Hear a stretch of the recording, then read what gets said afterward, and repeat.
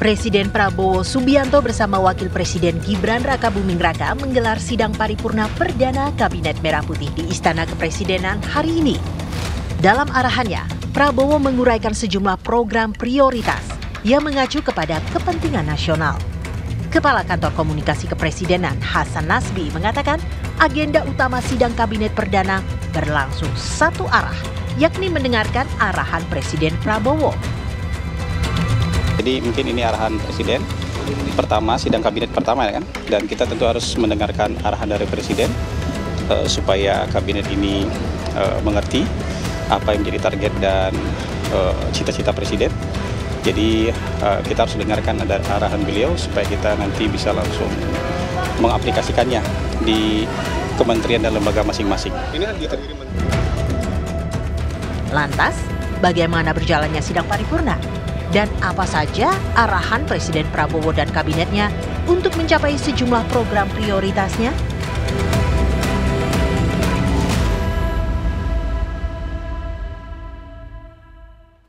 Ya pemirsa, kalau tadi Anda menyaksikan kasus hukum pemirsa dari Kejaksaan Agung pemirsa, ini masih berbicara mengenai uang. Kalau tadi adalah keuangan negara yang dirugikan akibat tindak pidana korupsi, bahkan juga gratifikasi. Tapi kalau sekarang kita akan bahas mengenai arah kebijakan dari Presiden Prabowo Subianto untuk mensejahterakan masyarakat Indonesia. Kalau kita mengacu kepada pidato yang disampaikan pada saat pelantikan Prabowo Subianto adalah mensejahterakan rakyat, swasembada pangan, bahkan juga sandang pangan papan. Hal ini senada dengan arahan yang diberikan oleh Prabowo Subianto dalam sidang Kabinet Perdana di Istana Kepresidenan Jakarta. Mari kita bahas di Apa Kabar Indonesia Malam.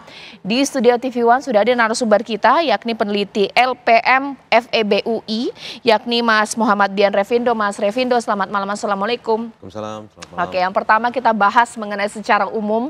Sudah dilihat bahwa susunan Kabinet Merah Putih Prabowo hari ini dipanggil, diberikan arahan. Satu hal yang menjadi concern Pak Prabowo adalah ekonomi, kesejahteraan masyarakat. Melihatnya seperti apa?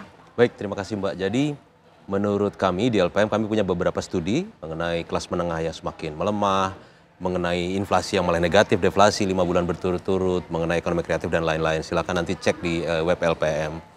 Nah, kalau kita melihat dari situasi sekarang, setidaknya dalam jangka pendek ada dua hal yang sangat-sangat mendesak. Pertama adalah mengembalikan kepercayaan konsumen.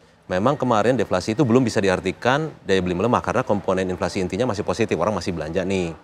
Tapi deflasinya itu sendiri menunjukkan bahwa ada penundaan belanja. Jadi orang menunda karena tidak yakin akan pendapatannya di masa depan, atau dia memang ingin punya jaga-jaga untuk kebutuhan yang mendesak karena situasi dianggap tidak terlalu meyakinkan. Itu agenda pertama, mengembalikan kepercayaan konsumen.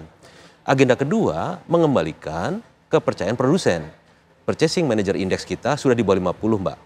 Itu artinya bagian pengadaan manufaktur itu sekarang nggak nambah inventory, nggak beli barang. Dia memperkirakan produksi akan melemah selama beberapa bulan ke depan sehingga dia tidak menambah inventory. Nah, jadi saya pikir kalau produksinya confidence, karena manufaktur itu kan juga konsumen untuk barang yang lebih hulu lagi. Nah, sementara konsumen rumah tangga juga melemah. Nah, jadi dua agenda itu. Bagaimana hubungannya dengan kabinet yang gemuk ini? Mbak tentu ngikutin ya, Menko-nya 7, Menterinya 48, Wamennya 56. Tapi itu given aja, kita anggap Pak Prabowo sudah menentukan itu, kita terima situasinya seperti itu. Sekarang bagaimana? Begini, jangan lupa bahwa negara itu hadir di perekonomian itu lewat dua cara.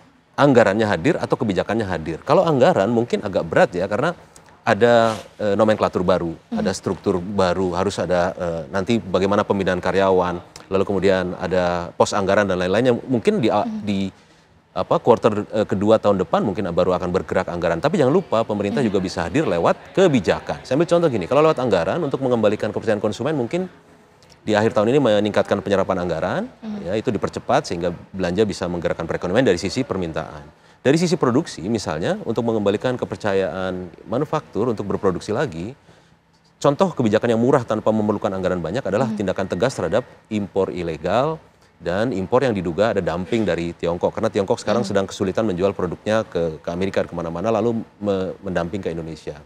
Kalau kita tahu beberapa bulan terakhir ini ada penutupan banyak industri ya, mulai dari terutama tekstil, itu karena Industri serat juga sudah mengatakan, Kemenko UKM sudah mengatakan banyak impor ilegal. Kalau itu ditindak, itu kan tindakan murah, tidak perlu pakai anggaran besar gitu. Beda dengan makan gratis dan lain-lain.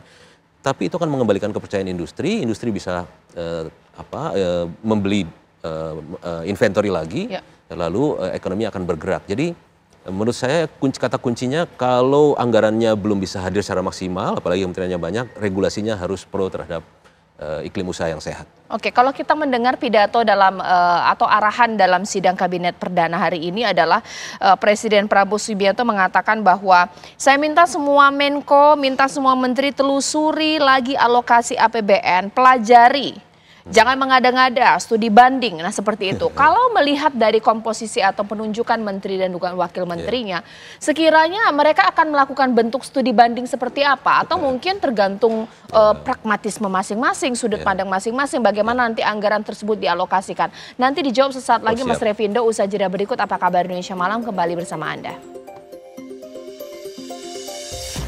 Saya minta menteri-menteri sekarang, mari kita lebih berani, mari kita lebih tidak ragu-ragu untuk memberi pelayanan yang terbaik kepada rakyat kita. Jangan ragu-ragu kalau saudara tidak puas dengan pejabat-pejabat di bawah Anda, laporkan segera kita ganti. Begitu banyak orang yang mau mengabdi. Tidak ada orang di sini yang kebal,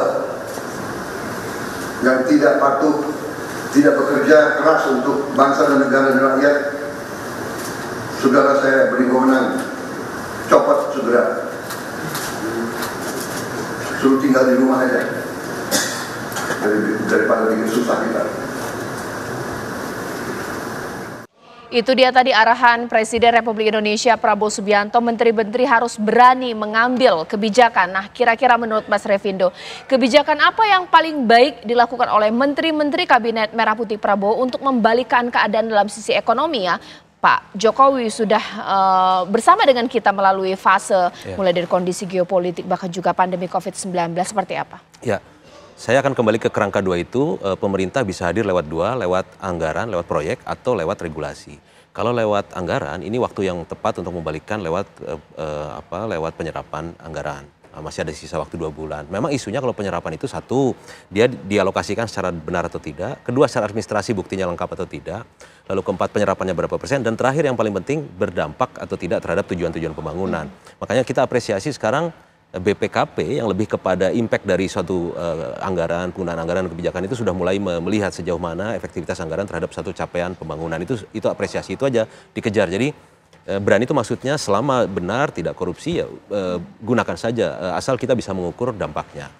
Itu pertama dari sisi anggaran. Lalu dari sisi kebijakan, yang paling penting saya kembali ke tadi, industri sekarang kolaps, tekstil, keramik, kosmetik kolaps oleh impor ilegal. Impor ilegal dan impor yang mengandung dumping dari Cina. Itu harus ditindak tegas agar industri bangkit. Lalu kemudian berikutnya adalah yang juga mungkin penting dalam sisa waktu ini adalah pangan. Kalau kita jalan nih Mbak, di jalan tol atau kita naik kereta, kanan kiri itu lahan sawah banyak yang kosong tidak ditanami. Kenapa?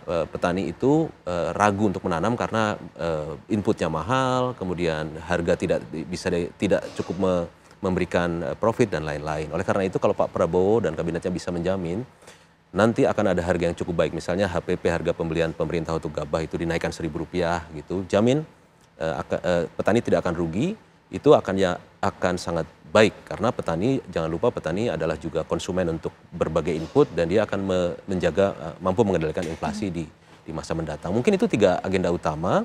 Selain juga di luar negeri, Pak Prabowo ini kan sangat concern dengan geopolitik dan geoekonomi. Jangan lupa kita harus ngintip apa kira-kira outcome dari Pilpres Amerika. Ya.